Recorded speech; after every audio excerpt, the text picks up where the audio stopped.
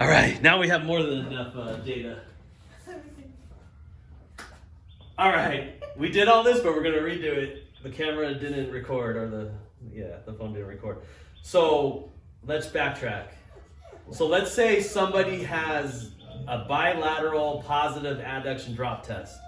Basically, that's telling us that they don't know how to get into either hip and they're in a poor sagittal plane pelvis position.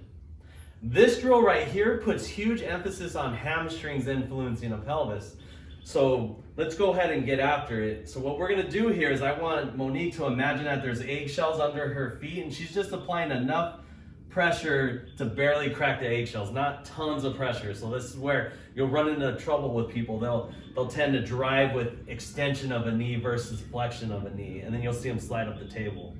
So my cues for this is jelly belly. So you're relaxing the six-pack muscles, because a lot of people will posterior pelvic tilt with a six-pack. We don't want that. Number 2, eggshells. Number 3, imagine like you're painting your feet down the wall, but the friction of the wall is not allowing you to, but the easiest way is just bring your knees up to the ceiling. And what you'll get is people will bridge all the way up, and then you'll have to tell them, okay, I just want your low back touching the table so that your tailbone is barely off the table.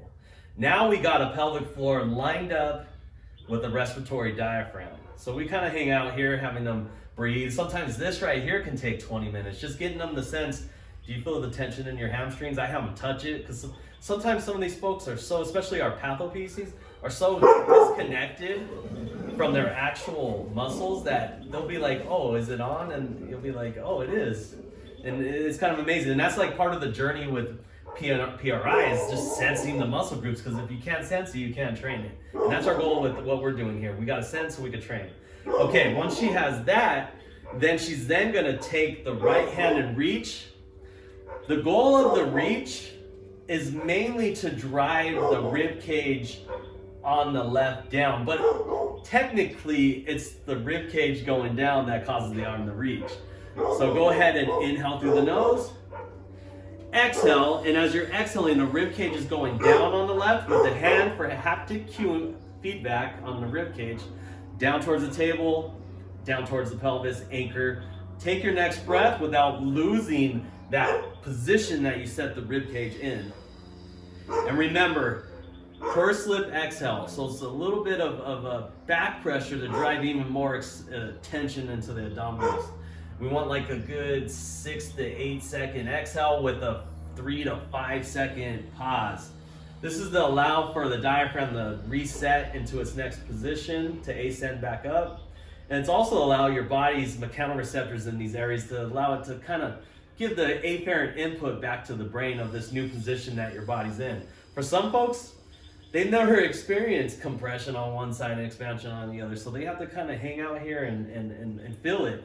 The other important components of this is when you exhale, you want the pelvic floor to ascend when the diaphragm ascends. And when you're exhaling, it's actually the diaphragm relaxing and going up that we want the squeeze of the adductors to create tension, to push, allow the pelvic floor to follow, so they kind of fly together to maintain intra-abdominal pressure.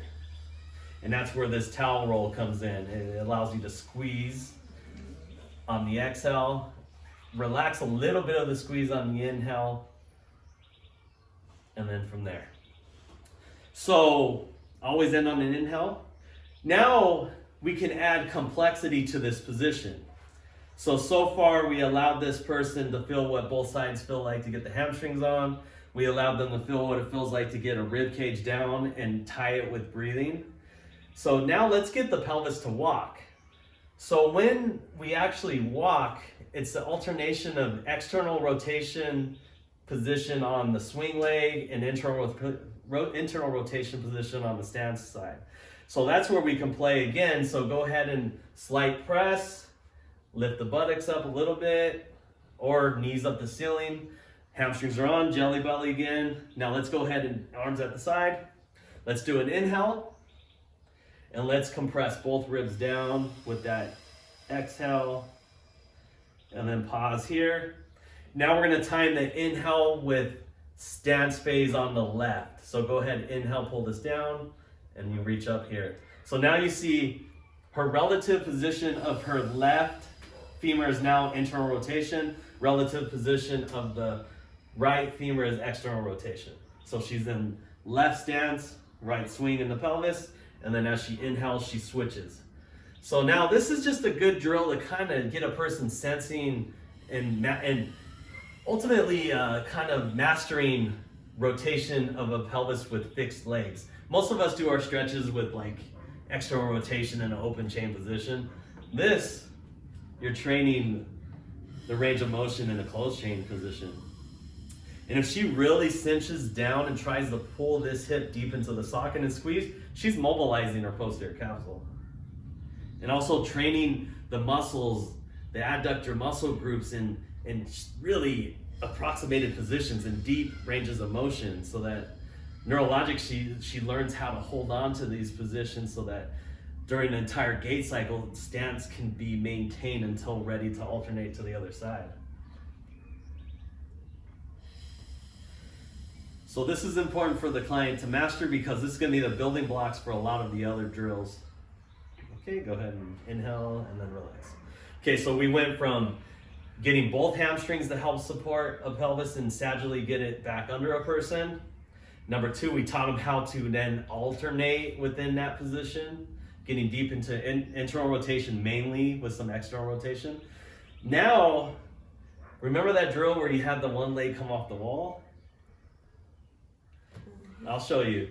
This is one in the very beginning you're playing with. So let's go ahead and bring the knees up to the ceiling. Let's go jelly belly.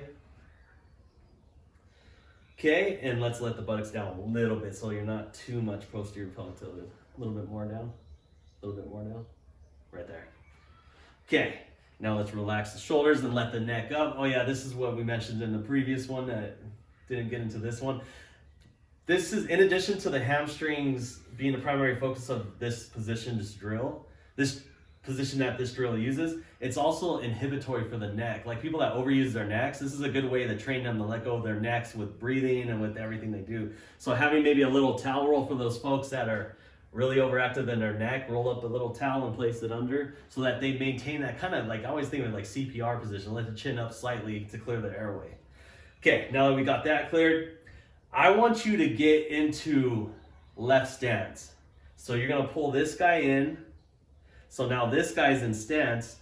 I then want you to find left stance abs. So this arm's gonna reach towards me like this. Now the fact that you inhale, full exhale, anchor, anchor, anchor, anchor. And then I want you to also imagine that they're coming together a little bit. So there's a little bit of a left side bend, they call it left thoracic abduction, to close, to create compression on our stance leg.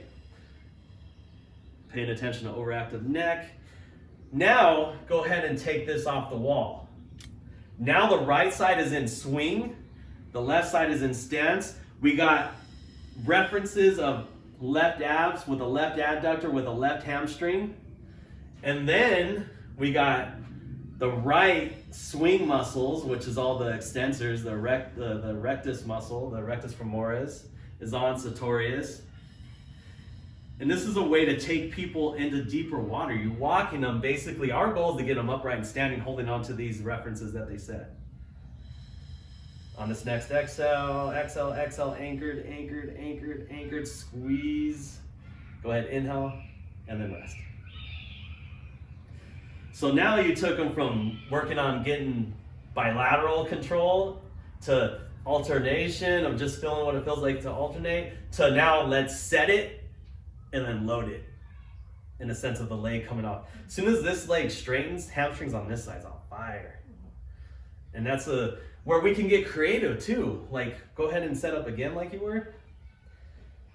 So I always like to describe it as neurologically, we like to take snapshots of positions that ultimately create the movie for us of movement later. So what you just did there, right there, or about a few seconds ago, is you created a snapshot of a position. Almost like a terminal stance position in a sense. So now we're gonna take it and turn it into a little bit dynamic. So same setup. So this guy in the AFIR. Abs on, left thoracic abduction, bam. And when you take the next breath, it's this side expanding on the right. Good, good, good. Now we're going to take this guy off the wall. Inhale. Exhale. And what you'll notice is as this extends, hamstrings on the left turn on. Dig a little harder with this guy, squeeze, inhale. I like this too because now we're holding on to these references, but now we're almost like flossing too, neurologically. Maybe one more, inhale. And then relax it.